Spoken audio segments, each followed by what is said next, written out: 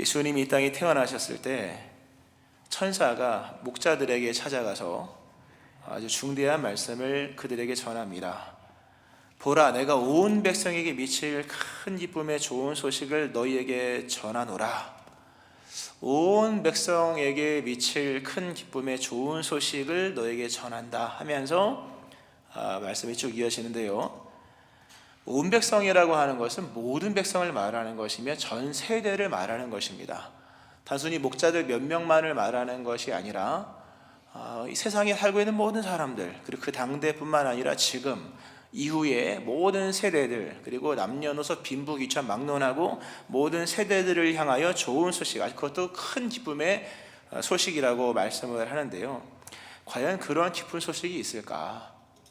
우리가 뉴스를 보면 여러 소식이 들립니다. 그러나 저마다의 귀에 꽂히는 소식은 따로 있습니다. 우리가 휴대폰으로 대부분 뉴스를 많이 보는데 뉴스도 있고 뭐 스포츠도 있고 뭐 교양도 오락도 뭐 이렇게 쭉 해서 여러 가지가 있지 않습니까?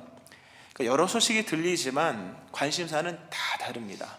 저 사람에게 좋다고 하는 소식이 나한테는 무관심이 될 수도 있고요. 나한테는 너무나도 좋지만 저 사람에게 얘기하면 시큰둥할 수가 있는 거죠. 부자에게 관심 있는 소식이 있는가 하면 가난한 사람들에게 희소식이 따로 있습니다. 뭡니까? 이 부동산 값이 올라갔다 했을 때 돈 있는 분들은 좋아하겠지만 집 없는 사람들은 언제나 서러운 소식이 되는 것처럼 말입니다. 건강한 자에게는 있는 좋은 소식이 있는가 하면 병든 자에게 좋은 소식이 있죠. 좋은 의료기기가 새로 어느 병원에 도입됐다. 그것이 건강한 사람들에게는 들어오지 않습니다. 그러나 몸이 아픈 사람에게는 그것만큼 희소식이 없겠죠. 부모의 관심이 다르고 자녀의 관심이 다릅니다. 청년들의 관심이 다르고 노년의 관심이 다릅니다. 노년에게 기쁜 소식이 있는가 하면 청년들에게 기쁜 소식이 따로 있다고 하는 거죠. 그러므로 이렇게 온 백성들이 다 좋아할 소식이 있을까 할 때에 그것은 없다고 보면 됩니다. 물론 다수의 사람에게 관심을 가질 수 있는 그런 소식은 있어도 모두에게 큰 기쁨이 될 만큼의 소식이 있을까 할 때 그것은 하나밖에 없습니다. 죽음의 문제에 관한 것이요 죄에 관한 문제인 겁니다. 이거는 모든 사람에게 일반이기 때문입니다. 죽지 않는 사람이 없고 죄지지 않는 사람이 없기 때문이죠.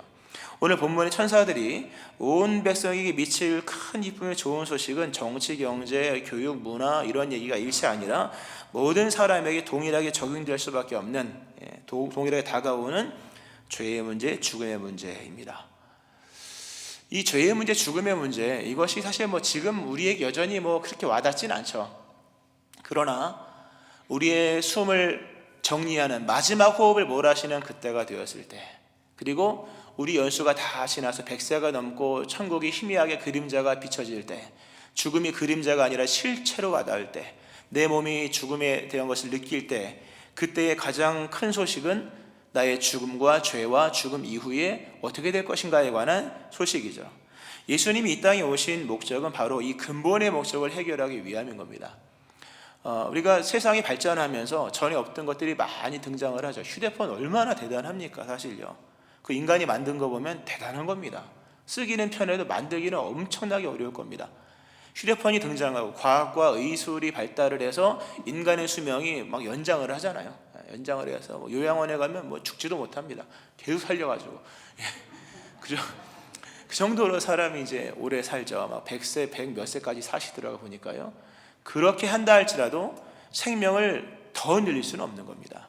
생명을 만들 수 있는 건 인간의 어떤 자격에게 주어지지 않았죠. 과학이 발전하고 기술이 발전한다 할지라도 죽음의 문제는 여전히 죽음의 문제입니다. 이것은 시간이 1000년, 2만년 흘러가도 죽음의 문제는 그대로 남아있다는 거죠. 예수님이 오신 목적은, 근본의 목적은 바로 그겁니다. 죽음의 문제를 해결하기 위함인 겁니다. 여기 죽지 않은 사람 아무도 없죠. 물론 먼 얘기일 수 있겠습니다만 예수님께서 우리 이 땅에 오신 것은 인간의 죄의 문제를 해결하고 인간에게 죄의 삭신 사망의 문제를 해결하여서 인간을 의롭게 하시고 믿는 자를 의롭게 하시고 믿는 자에게 영원한 생명을 주시기 위하여 그 은혜를 주시기 위하여 예수님께서 이 땅에 오신 겁니다. 그러니까 예수님을 믿으면 구원을 받습니다. 여기서 말하는 구원은 근본적 구원을 포함하는 것입니다. 부자가 되고 문제가 해결되고 사업이 잘 되고 건강해지고 이런 거 중요하지만 그래서 결국 어떻게 되냐 할 때 또 다시 원점으로 돌아오는데, 예수님을 믿으면 모든 삶의 문제를 근본 다 해결하시되 죄의 문제, 죽음의 문제, 죽음 이후에 심판에 관한 문제, 지옥에 관한 문제를 해결하셔서 멸망이 아니라 영원한 생명 천국에 이르게 하시는 은총을 허락하신 것입니다. 이것이 먼 얘기죠. 사실 굉장히 먼 얘기입니다만, 그러나 멀지 않은 이야기고 비껴나갈 수 없는 우리의 아주 중대한 문제인 것인데, 예수님께서 이 모든 문제를 해결하셨습니다. 이게 성탄의 깊은 소식이죠. 너희를 위하여 구주가 나셨다. 참 귀한 말씀인데요, 우리가 이제 이러한 메시지가 사실 사순절, 그러니까 예수님의 십자가의 죽으심과 그리고 부활이라고 하는 그 부활절 또는 사순절에도 그 말씀이 있죠. 그러나 성탄에게는 좀 다른 어떤 이 복음의 또 다른 면이 이제 부각이 되는데요, 우리를 위한 구주일 뿐만 아니라, 구원자로 오셨을 뿐만 아니라 그분이 바로 우리를 위해서 오셨다라고 하는 겁니다. 좀 설명을 드리면요, 예수님께서 이 땅에 그 태어나시는 그 의미에 대해서 우리가 대림절 때부터 쭉 봤죠. 예수님이 이 땅에 오신 것은 하나님이 우리와 함께 하시기 위한 임마누엘로 오셨고, 우리 인간의 삶의 가장 큰 문제, 통치와 다스림의 문제, 왕으로 오셨다. 이런 여러 이제 말씀을 드렸습니다. 그리고 구원자로 오셨다는 말씀도 방금 드렸는데요. 근데 예수님이 이 땅에 오시는 그 의미는 충만한데, 예수님이 이 땅에 오실 때의 그 상황과 장면과 그 어떤 그 실체들을 보면 예수님은 정말로 이렇게 초라하게 오셨습니다. 하나님이 예수님을 이 땅에 태어나게 하시기 위하여서 기나긴 준비를 하셨거든요. 엄청나게 많은 준비를 하셔서 정말 성취라고 하는, 완성이라는 단어를 쓸 수 있을 만큼 예수님이 이 땅에 오시는 것을 정말 하나님이 준비를 많이 하셨습니다. 그런데 막상 예수님이 이 땅에 태어나는 날, 중요한 태어나는 날이잖아요. 태어나는 날을 보면 하나님은 예수님을 위해서 아무런 준비를 안 하신 것 같습니다. 이 예언과 그 예언의 성취와 예수님이 이 땅에 오시는 모든 내용들을 보면 찬란합니다. 대단합니다. 정말 할렐루야, 오늘 보니까 파트에 나오던데요, 핸델의 메시아 같은 그 대단한 내용이지만, 예수님이 태어나는 그 날의 장면을 보면 하나님은 진짜 아무런 준비를 안 하셨습니다. 예수님은 추운 겨울날 마구간에서 태어나셨습니다. 그것도 자기 집 마구간이 아니라, 오늘 본문에 보면 이 총독 로마 황제 가이사 아구스토가 천하의 명을 내려서 호적을 하라, 세금을 많이 걷기 위해서 백성들의 머리 숫자를 정확히 세기 위하여 호적을 정리를 하는 차원에서 천하의 모든 사람들은 다 자신의 본 고향으로 가서 호적을 신고하고 와라, 이런 명이 떨어져서 마리아와 요셉이 북부에 있었던 그 갈릴리 지역에서 베들레헴까지 옵니다. 그 거리가 200km 정도 됩니다. 이미 마리아는 임신을 한 상태고 200km면요, 그 당시에는 웬만해서는 갈 거리가 아닙니다. 지금도 200km면 차 끌고 한 몇 시간 가야죠. 또는 비행기 타고도 가는 것도 번거롭죠. KTX 타고 가도 좀 걸리죠. 그 당시에는 걸어가든지 말을 타고 가든지 노새를 타고 가든지. 말 타는 거 재밌더라고요, 잠깐 타보니까. 그러나 그것도 잠깐 타는 거지 200km를 말 타고 간다고 생각해 보세요. 이게 뭐 나만 하겠습니까? 엉덩이가 힘든 겁니다. 말이 아니라 노새를 타고 간 거죠. 노새를 그 노새를 타고 아니면 걸어가든지 만삭의 몸으로 200km를 가서 거기서 낳게 하셨다는 거죠. 하나님의 준비가 하나도 없었다는 겁니다. 그것도 200km를 가서 병원에서 낳은 것이 아니라 이름도 알 수 없는 그 베들레헴의 한 마구간에서, 마구간은 낭만이 아니죠. 냄새나고 더럽고 춥고, 사실 여기 어느 부모도 자기 자식을 낳는 데 있어서 준비 없이 아기 낳는 경우들은 거의 없습니다. 다 준비를, 지금 아무리 돈이 없어도 아기 낳을 준비는 다 웬만하면 하죠. 아무리 돈이 없어도 병원에 가서 아기를 낳죠. 아무리 형편이 어려워도 환경은 꾸미고 아이를 낳습니다. 근데 하나님은 이 기나긴 메시아의 탄생을 준비를 하시는데, 정작 당일날에는 준비를 하나도 하지 않아서 너무나도 어수선하고 정신이 없는 상태에서 마구간에서 태어나게 하십니다. 오늘 만삭의 여인된 이 마리아가 여관에 있을 곳이 없어서 사람들이 같이 막 이동을 하니까 모든 이 숙박이 다 된 거죠. 다 찬 겁니다. 그 여인이 이 만삭의 그것도 처음 아기를 낳는 이 여인이 마구간에서 아기를 낳습니다. 이거 인간의 타락을 보여줍니다. 인간의 타락, 도덕적 타락, 인간의 몰상식, 몰인정, 그리고 인간 파괴죠. 전적 타락의 한 장면을 보여주죠. 이기적이죠. 이렇게 이기적일 수가 없습니다. 하나님은 이렇게 가장 전적 타락과 인간의 이기적인 상황 속에서 예수님을 그냥 몰아넣어서 거기서 태어나게 하십니다. 예수님이 그래서 마구간에서 태어나십니다. 아기를 힘들게 낳은 것 같아요. 본문에 보면 이때 마리아의 나이가 오늘날로 치면 중학생 나이밖에 되지 않습니다. 그 당시에는 일찍 결혼을 했거든요. 그러니까 굉장히 이른 나이, 한 15세, 16세 이 정도 될 나이였기 때문에 아이를 힘들게 낳았을 것이고, 기운이 없었는지 아이를 오늘 보면 그 말구유에 누웠다. 강보에 싸서 구유에 누웠다. 이 구유는 돌구유입니다. 돌. 그냥 그 나라는 돌로 만들었다. 우리나라는 통으로, 나무로 만들었는데요. 돌 구유에다 예수님을 강보로 싸서 거기에 누워 있는, 아마 마리아가 많이 힘들었을 것으로 이렇게 예수님이 태어나십니다. 참, 이 장면을 보면 하나님이 무능해서 그런 건 아니겠죠. 당연히 하나님의 무관심도 아니겠죠. 여기에는 정말로 하나님의 위대한 사랑의 의미가 담겨 있습니다. 우리가 보통 하나님의 사랑의 확증을 아들을 주신 것으로 얘기를 합니다. 자기 아들을 주신 것으로 우리를 향한 하나님의 사랑은 확증되었습니다. 그런데 그 하나님의 사랑이 그 확증된 아들을 주신 것보다 더 위대한 내용이 바로 성탄의 내용입니다. 그 아들이 어디서 태어났느냐 할 때 마구간에서 태어났다. 로마서 말씀이 떠오르죠. 로마서 8장 32절 말씀에 자기 아들을 아끼지 아니하셨다. 자기 아들을 아끼지 아니하시고 우리 모든 사람을 위하여 내어주신 이가, 이렇게 나오죠. 성경에 보면 우리 하나님은 자기 아들을 주셨는데 아끼면서 주었다면 아들을 궁궐에서 태어나게 했을 겁니다. 아들을 좀 더 소중하게 여겼다면 아마 좋은 집에서 태어나게 했을 겁니다. 아니, 최소한이라도 아꼈다면 예수님을 이렇게 마구간에 태어나게 하지 않으셨을 겁니다. 어느 부모가 자기 태어나는 신생아를 아끼지 않겠습니까? 하나님은 안 아꼈다는 거죠. 여기서 아꼈다는 증거를 댈 수가 없잖아요. 안 아꼈습니다. 상황, 그 당시의 국가적인 환경이나 민족적 환경이나 또는 이렇게 어떤 그 상황적인 정황 속에서도 하나님은 예수님을 아끼지 아니하셨다는 거죠. 아들을 주셨다는 부분보다 더 위대한 것은 자기 아들을 근데 아끼지 아니하고 그냥 내어주셨다는 겁니다. 왜 이렇게 아들을 아끼지 아니하시고 내어주셨을까? 그것은 바로 우리로 하여금 예수님을 쉽게 만날 수 있게 하시기 위하여. 복음의 출발점, 우리가 이제 복음을 믿음으로 믿음의 사람이 된 거죠. 그러니까 첫 발을 내딛었다는 것. 믿음의 첫 발을 어디에? 복음 위에다 믿음의 첫 발을 내딛었기 때문에 믿음이 된 건데, 복음의 출발점이 어디냐 할 때, 어디부터가 복음이냐 할 때 아들을 주셨다는 것과 자기 아들을 아끼지 아니하셨다는 겁니다. 자기 아들을 아끼지 아니하시고 이렇게까지 내어주셨다는 부분에서 복음의 출발점입니다. 대단한 부분입니다. 이 출발점에서 우리의 믿음도 출발한 겁니다. 무슨 말씀인가 하면요, 예수님을 영접해야 구원받습니다. 예수님을 믿어야 구원받아요. 예수님을 알아야만 됩니다. 예수님께로 가서 그 접촉이 있어야만 합니다.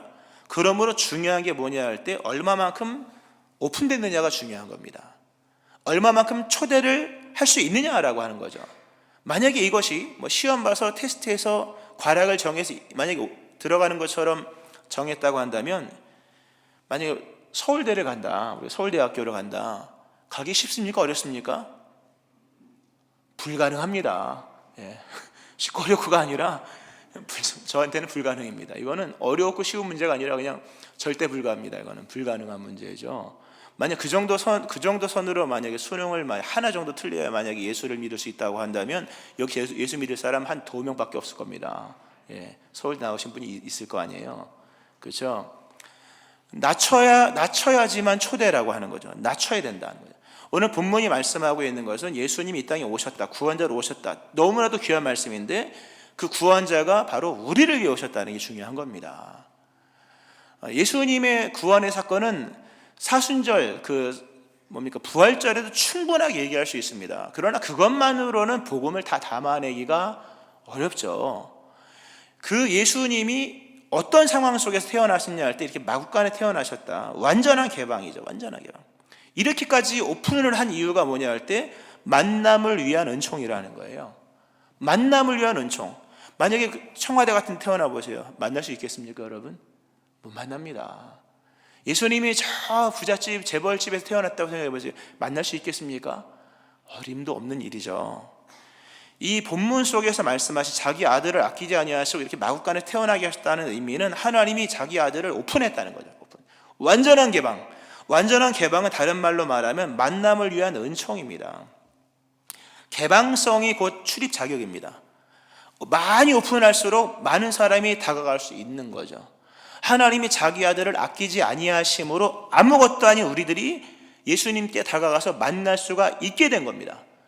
우리가 믿음이 대단해서 믿음의 사람이 된 것이 아니라 하나님이 믿음의 이 출발을 워낙 낮춰놨기 때문에 아무것도 아닌 우리들이 예수님을 만날 수 있게 되었고 믿는 자가 된 겁니다. 오직 하나님께 영광을. 할렐루야. 바로 이 성탄의 은혜는 바로 그겁니다. 그분이 이 땅에 왕으로 오셨으나 낮고 천한 마구간에서 태어나셨다는 겁니다. 참 귀한 말씀이죠.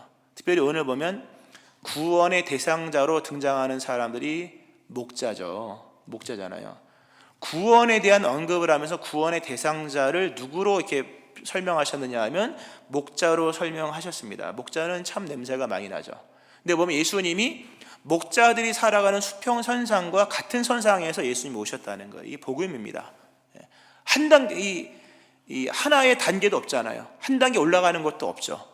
본문에 보면 목자들이 살아가는 그 방식 그대로 예수님도 그 마구간에서 태어났다는 거죠. 목자들의 삶의 선상과 예수님이 오신 선상이 수평적으로 일치가 되었다는 겁니다. 이게 놀라운 얘기입니다. 수평선상에서 아무런 변화도 없이 아무런 조건도 없이 예수님 만날 수 있게 하신 거죠. 하나님의 위대한 사랑입니다.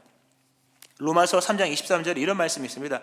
모든 사람이 죄를 범하였음에 하나님의 영광에 이르지 못하다니. 이르지 못하다는 표현이 정말 아주 적나라한 표현이죠. 죄를 범함으로 인간이 하나님의 영광에 이를 수가 없습니다. 영광을 이룰 수가 없죠. 그런데 예수님이 이렇게 낮고 천한 이 우리의 살아가는 수평선상으로 내려오심으로 요한복음에서 요한이 아주 위대한 얘기를 합니다. 우리가 그의 영광을 보니 아버지의 독생자의 영광이요 은혜와 진리가 충만하더라. 죄를 지어서 영광에 이를 수 없는 우리들, 근데 놀랍게도 하나님의 영광을 우리가 봤다는 거죠. 어떻게? 우리가 살아가는 삶의 자리에서, 그냥 이 수평선상에서. 그것이 가능했던 것은 예수님이 이렇게 오셨기 때문인데, 어디까지 오셨느냐 할 때 내가 예수를 믿을 수 있는 환경까지 내려오셨기 때문에. 이 성탄은 복음이죠. 무슨 복음입니까? 복음의 개방입니다. 대단한 초청이죠. 완전한 개방으로 인하여서 아무것도 아닌 우리들이 예수님을 믿는 자가 된 겁니다. 할렐루야. 오늘 본문을 보면 복음의 정반대되는, 그래서 복음이 더 이렇게 빛나는, 마치 어둠과 빛의 그 조화를 잘 이루는 그 무슨 화가가 그림을 그리면 보면 아주 이렇게 강조하고 싶은 부분을 이렇게 딱 조명처럼 강조하는 그런 화가 있지 않습니까? 있는 것처럼 오늘 본문에 보면 복음과 반대되는 환경이 나오죠. 오늘 보면 오늘 본문에 가이사 아구스토가 천하의 호적령을 내렸다 이렇게 나옵니다. 로마를 41년 동안 통치했던 가이우스 옥타비아누스, 나중에 가이우스 율리우스 시자라고 불리는 이 로마 황제입니다. 이 황제가 시리아 총독 구레뇨 때, 총독이라는 단어는 이게 헤게모니오입니다. 헤게모니 많이 하죠. 주도권자거든요.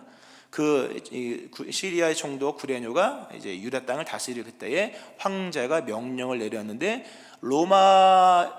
로마의 통치하에 있는 모든 사람들은 다 고향으로 돌아가서 호적을 반드시 해라. 엄청난 명이 떨어지죠. 누구도 예외가 없습니다. 누구도 예외가 없고 이 로마 황제가 그어놓은 선에 따라가야만 합니다. 누구도 예외 없이 모두에게 획일적이 일률적으로 적용을 합니다. 만삭된 여인에게도 예외가 없습니다. 명령에 맞춰 살아가는 이런 각박한 이런 그 역사적 배경 속에서 복음을 반대적으로 설명을 하는 겁니다. 뭔가 획일이 등장하면요, 여기에 많은 피곤이 등장하고, 사실 만삭의 여인 마리아 죽을 뻔한 거죠. 근데 하나님이 보호하신 걸 알고 보면 우리가 사는 세상이 사실 그러합니다. 우리가 이제 좋은 세상이라고 말을 하지만 획이라 선이 점점 높아지죠. 그런 말씀도 일전에 드렸습니다만 이 표준화된 인간 되기가 참 어려워요. 요즘에 웬만큼입니까? 잘 산다 이렇게 되려면요 30평 아파트에 뭐 자동차가 뭐 몇 cc에 뭐 이런 내용이 들어가잖아요. 거기서 말하는 30평 아파트는 포항 기준이 아니고 서울 기준입니다. 예. 그러므로 우리한테는 좀 모르겠어요. 저한테 뭔 얘기입니다만 표준화된 인간 되기가 진짜 어렵더라고요. 예. 지식적으로도 그렇고 뭐 외모도 얼마나 뭐 평균 키가 뭐 얼마냐 뭐 그런 걸 왜 하는지 모르겠어요. 예. 그런 얘기들을 그러니까 표준화를 자꾸 시켜나간 인간이 표준화를 시켜나가면서 거기에 맞게끔 획일화된 사회를 만들어서 그러므로 소외가 생기는 겁니다. 뭐 말을 잘 못하고 이게 아니라 세상 자체가 기준이 제시가 되므로 거기 누락되는 수많은 사람들이 이제 소외가 되고 사람이 비인간화 취급되고 하는 거거든요. 지금 본문이 딱 그런 거죠. 천하의 명을 내려서 획을 그었고 따라 지키지 않으면 뭐 이렇게 되는 건데 복음은 정반대였다는 거죠.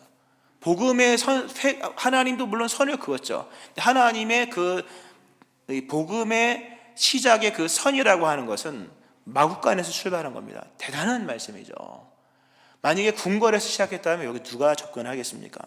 특별히 오늘 본문에 목자들을 위한 너희를 위한 구주라는 것, 아마 목자들이 아마 기가 막혔을 겁니다. 놀라웠을 겁니다. 기절했을 수도 있을 겁니다. 이 당시에 종교적 배경이 있습니다. 이스라엘이 멸망을 하죠. 나라가 망하고 난 다음에 다시 이게 나라가 회복이 안 됩니다. 그러니까 결국 나라가 무너지니까 이제 종교 국가가 됩니다. 종교 민족이 남고 종교가 남습니다. 그러니까 나라의 모든 민족의 운영 체제가 종교를 내다보고 특별히 종교라는 부분이 거룩으로 치닫다 보니까 이게 중요하죠. 종교의 키워드가 사랑이냐 거룩이냐는 굉장히 중요합니다. 물론 둘 다 중요하죠. 거룩한 사랑. 근데 이게 거룩을 강조하다 보니까 이 거룩은 구별이거든요. 선이 반드시 필요합니다. 거룩에 믿음 생활에는 약간의 선이 필요하긴 합니다. 그런 의미 속에서 그러다 보니까 거룩한 민족이 되기 위해서 이 선을 자꾸 긋는 거죠. 더 선명하게 긋다 보니까 이렇게 양을 치고 더럽고 냄새나는 직종에 있는 사람들은 이 민족에 들어갈 수가 없는 겁니다. 원래 이스라엘 역사상에서 목자는 좋은 개념이었습니다. 구약에 보면 아브라함, 이삭, 야곱 다 목자였잖아요. 다윗도 목동이었지 않습니까? 다 좋은 개념입니다. 그런데 나라가 망하고 점점 이 구약의 기독교가 거룩이라는 극의 다람으로 인하여서 깨끗함과 거룩함을 추구하다 보니까 점점 배제된 사람들이 많아지는 거죠. 완전히 배제된 사람이 본문에 나와 있는 목자들입니다. 냄새 많이 납니다. 저희 목장 얘기 매번 해서 죄송합니다만 아버지 목장하고 저도 목장 일을 많이 했는데요. 이게 냄새가 많이 납니다. 냄새가 굉장히 많이 나고 이 모습 그 모습 그대로 누구를 만날 수 있는 사람은 진짜 옆집에 소 키우는 사람밖에 없을 정도입니다. 그게 그 모습 그대로 가서 만날 수 있는 사람은 진짜 없습니다. 신발도 갈아 신어야 되고 옷도 갈아입어야 되고 머리도 뭐 다 전신 목욕을 해도 여전히 냄새가 나더라고요. 옛날에 보면 청년 때 보면요. 그러니까 목자들은 배제가 된 거죠, 당연히. 왜냐하면 냄새나고 이런 상황 속에서. 그러니까 목자들이 메시아를 기다렸지만 메시아 앞에 설 수 있는 자신이 없었습니다. 워낙 더럽고 냄새나니까. 근데 하나님이 목자들을 위한 구원자를 보내셨는데 놀랍게도 참 친절하게도 예수님을 마국간에서 태어나게 하신 겁니다. 그러니까 목자들이 옷도 안 갈아입고 그대로 가서 만날 수가 있는 것이요, 머리도 감지 않고. 목자들은 이 당시에 한번 출타하면 뭐 1, 2주 기본이잖아요. 양치질을 했겠습니까? 그 모습 그대로 가서 예수님을, 그러니까 자신들을 위한 구주를 만날 수 있게 하셨다는 거죠. 대단한 말씀입니다. 더 이상 배척되는 사람이 없다는 겁니다. 예수님이 그런 말씀을, 주의 성령이 내게 임하셨으니 이는 가난한 자들에게 복음을 전하게 하시려고 나를 보내사 포로로 된 자에게 자유를, 눈먼 자에게 다시 보게 함을 전파하며 눌린 자를 자유롭게 하고 주의 은혜를 전파하게 하려 하심이라. 이 글이 오늘 너희에게 응하였다 라는 말씀이 누가복음에 나오죠. 거기에 보면 가난한 자, 그리고 포로로 된 자, 눈먼 자, 눌린 자 나오거든요. 가난한 자, 그리고 포로로 된 자, 눈먼 자, 눌린 자 나옵니다. 다 그 당시에 구원에서 배제된 사람들입니다. 가난하면 거룩할 수 없고요, 포로도 거룩할 수 없고, 눈먼 자 거룩할 수 없죠. 눌린 자도 거룩할 수가 없습니다. 거룩하게 될 시간이 없습니다. 다 배제된 사람인데 예수님이 오셔서 복음은 그들의 것이야, 이겁니다. 대단한 겁니다. 믿음은 그렇게 출발된 것이고 오늘 우리에게 주어진 그리스도 예수의 복음의 위대함이 바로 거기 있는 겁니다. 아들을 주셨다는 사실뿐만 아니라 아들을 아끼지 아니하시고 우리의 삶의 수평선상에서 예수님을 믿을 수 있도록 그렇게 허락하셨다는 겁니다. 예수님이 거룩으로 치달한 종교를 사랑의 종교로 완전히 바꾸는 겁니다. 대단한 말씀입니다. 기독교는 거룩의 종교이지만 동시에 사랑의 종교입니다. 너무 거룩만 하면 바리새인이 됩니다. 물론 너무 사랑만 하면 또 이게 혼합이 될 수 있겠죠. 그러나 둘 적절하게 다 해야겠죠. 하나님께서 이렇게 목자들을 구원하시는 상징적 의미죠. 더럽고 냄새나고 벗어날 수 없는 이런 상황 속에 놓여 있는 이 냄새나는 사람들을 구원하시기 위한 구주로서 예수님께서 오셨다는 겁니다. 말씀을 좀 정리를 하면서요, 예수님을 믿으면 구원받는데 이 초대 장면이 이 개방하는 장면이 완전합니다. 완벽한 초대, 완전한 초대. 누구도 예수님을 다 믿을 수 있게 하셨습니다. 이 중요한 얘기입니다. 예수 믿어서 구원받지 못할 사람은 없습니다. 여러분도 예수님을 믿으면 구원받을 수 있습니다. 왜? 예수님은 여러분이 만날 수 있는 선상으로 왔기 때문에. 목자들의 삶의 수평선상과 예수님이 오신 그 삶의 자리는 아주 정확히 딱 일치를 합니다. 여기서 중요한 게 하나 있습니다. 예수님을 찾아야 한다는 사실입니다. 오늘 예수님께서 이제 목자들의 구주로 오셨지 않습니까? 참 귀한 말씀인데요. 그러나 한 가지 목자들에게 그러나 너희가 가서 찾아가야 된다. 예수님을 찾아가죠. 아마 열심히 찾았을 겁니다. 신앙은 그러한 겁니다. 하나님의 초대가 먼저 있는 것이요, 초대에 응하는 삶을 사셔야만 합니다. 아직도 예수님을 못 만났다. 그건 안 찾았기 때문입니다. 예수님이 여러분의 삶에 안 오신 것이 아니라 찾지 않았기 때문입니다. 예수님은 여러분을 만날 준비를 다 하고 오셨습니다. 여러분의 삶의 상황, 정황, 형편, 그 모습 그대로 예수님 만날 수 있습니다. 내가 예수님을 만나기 위해서 특별하게 뭘 할 게 아니라 다만 찾기만 하면 됩니다. 영접하기만 되는 겁니다. 예수님을 찾기 위해서 좀 더 힘을 쓰고 애를 쓰면 분명히 여러분 반경 안에 있는 예수님을 만나게 될 것이고 그 예수님으로 말미암아 구원이 여러분의 것이 되는 것이죠. 말씀 맺겠습니다. 이 성탄은 위대한 하나님의 사랑입니다. 이렇게까지 예수님이 태어나셨다는 거죠. 우리를 구원하시기 위한 하나님의 열렬한 사랑이죠. 그러므로 이러한 믿는 믿음을 가지고 행동하면서 그리고 예수님을 찾아가는 믿는 믿음 속에서 이토록 우리를 구원하기 오신 우리의 구원자 예수님을 만나고 믿고 영접함으로 인하여서 구원이 여러분의 것이 되기를 바라고 그 구원의 은총 가운데 찬송하며 인생이 새로워지는 이런 역사가 여러분과도 일어나기를 주의 이름으로 축원합니다. 아멘. 기도하시겠습니다.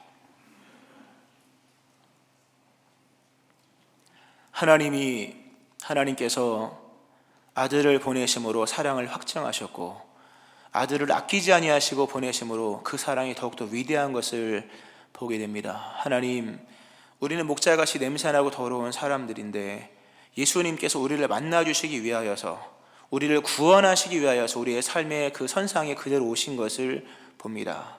하나님, 위대한 사랑을 받았으니 예수님을 찾으며 예수님을 믿으며 예수님으로 말미암아 구원받는 모든 심령들 되게 하여 주옵소서.